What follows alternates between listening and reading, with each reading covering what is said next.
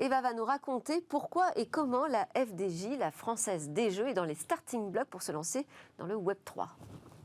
Jeux d'argent et NFT vont-ils enfin se rencontrer? Eh bien, bientôt, peut-être, la Française des Jeux souhaite se lancer dans l'aventure des tokens. C'est une annonce de la PDG Stéphane Pallez. Ce serait une première pour une entreprise de jeux d'argent en France. Et les cas d'usage pourraient être nombreux.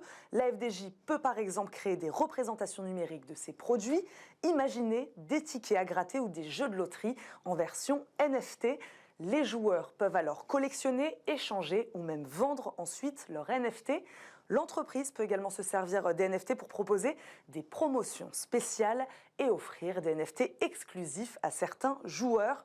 Elle s'ouvrirait d'ailleurs aussi à d'autres publics.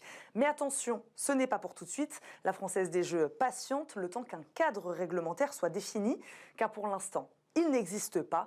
L'autorité nationale des jeux y réfléchit depuis plusieurs semaines dans l'objectif justement de faire entrer ces activités Web3 dans le cadre de sa régulation des jeux d'argent.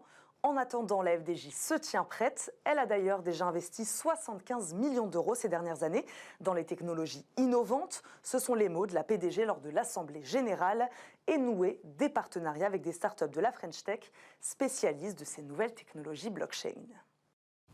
Et voilà, c'était Smart Tech, c'est déjà terminé. Merci beaucoup Rachel Chichportiche, présidente de Danae. Le Web3, c'est votre sujet aussi.